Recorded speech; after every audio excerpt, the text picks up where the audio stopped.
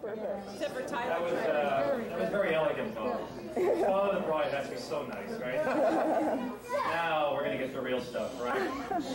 The Aussies from down under are going to talk about Gavin. So I'm going to invite up now his father to speak, and we're going to get the real down and skinny on Gavin. So,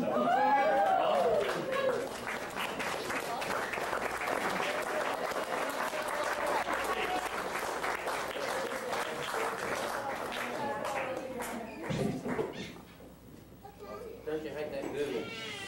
I think he's taken the same speech off the Google that I have.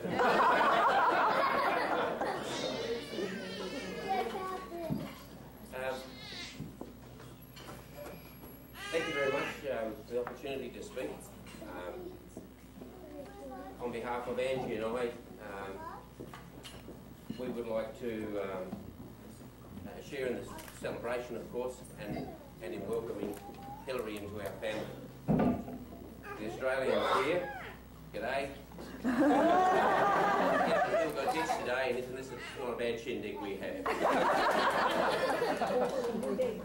Gavin said earlier, a couple of days ago, that he'd translate later anything that he said. Working on subtitles. Oh, a couple of little announcements. As you've noticed, Gavin's taken his jacket off, so the men are allowed to take their jackets off. But also, Lorraine has changed shoes, so you can switch to their softer footwear. We've had little time to get to know the family of Hillary, but both Angie and I have agreed that we'd like to publicly welcome Hillary into our family. And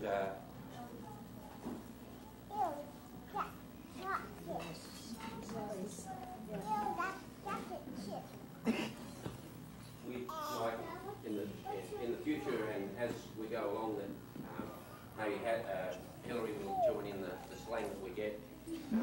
The lady that I've been getting all my Canadian information from that works at the accommodation says I've got to stop saying hey because that's a bit too Canadian for us.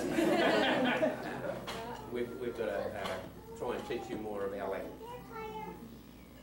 A couple of interesting things that have happened since we've been here.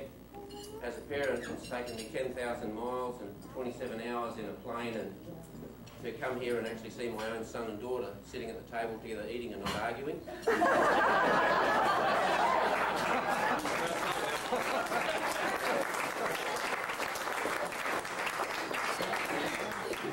At a certain age, you don't get to experience that anymore, but we've seen it today, so we don't know it still does happen. Our larger family back in Australia at the moment, it's approximately 11 o'clock in the morning, and they informed us that this morning they would hold a toast to the couple with their cereal.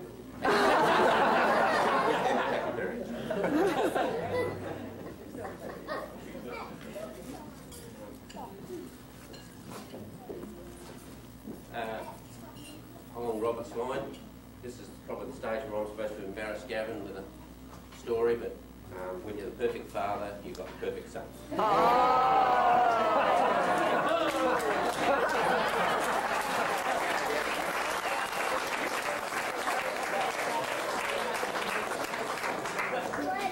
Probably the biggest loss that we've noted since Gavin's been over here now for 20 months or so is the fact that we've lost our mobile phone programmer, our DVD programmer,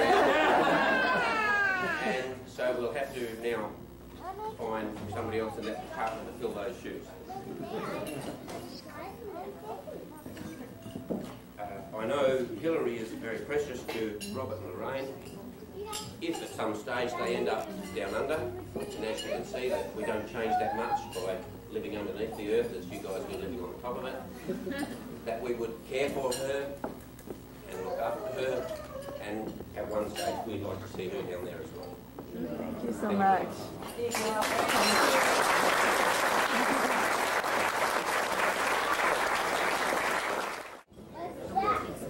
The next speaker is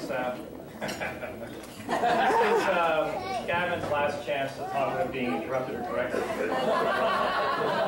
The groom, ladies and gentlemen.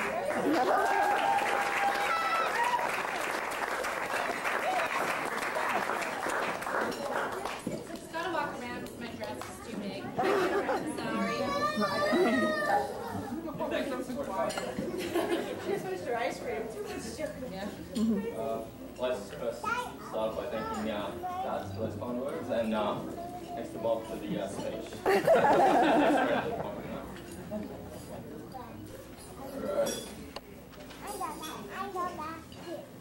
I'm going to try and keep this short, because, you know, there's nothing worse than somebody who just wants to shut up and let you eat sort of thing, so go about business. I want to start off by saying a big thank you to not only Hillary's parents, but her entire family. They've just made me feel so welcome and definitely part of the Kish clan since I've gotten here and since Hillary and I started dating. And Gavin, we put you to work as well. You should mention that. Well, that is true, yeah. I remember the first time I actually went to meet Hillary's parents. She told me in the car on the way over about how her dad had offered to run over an ex-boyfriend in his car. So, you know, so at least to say I was a little bit scared and, you know, quite a bit nervous too. But after getting to know Hillary's family and Hillary's dad and stuff, I'm still really scared.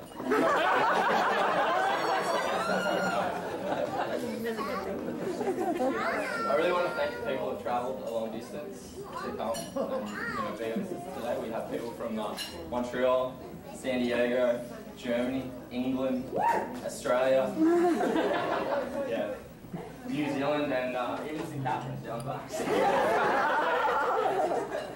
I want to thank my parents. Definitely without you guys, I wouldn't be where I am today. So, Hillary, you know who to blame now.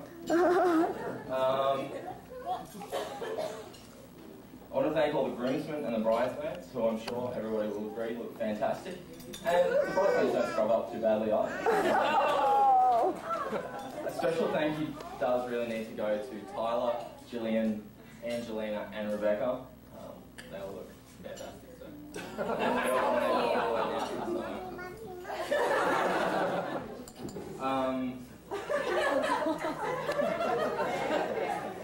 And a big thank you does need to go to Mark, my best man, and Marcus for coming out. Mark came from Australia and Marcus came out from Germany. When I called Mark to tell him that I was engaged, before I could even actually ask him to be my best man, he said, well, I'll be there whether I'm invited or not. And just make sure that it's an open bar. But seriously, man, just thanks for being like a finally, to my beautiful wife. That's pretty cool, eh? When Hill and I met, we went on our first date, I was so nervous that I actually brushed my teeth twice before I left. And it wasn't until I was on the subway on the way up that I realised that I've been walking around for 20 minutes with toothpaste all over my head. So it's a good thing that I just happened to be looking at the back of my iPhone. For me, it's been really easy to sort of deal with all the stress and the nerves that go along with planning a wedding, because it's been really hard to imagine that somebody as awesome and as beautiful as Hillary would be marrying me. It wasn't until I saw Hill sort of standing at the end of the,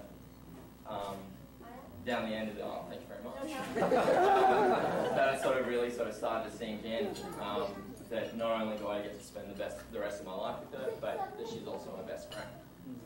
Sorry, Mike. She's just I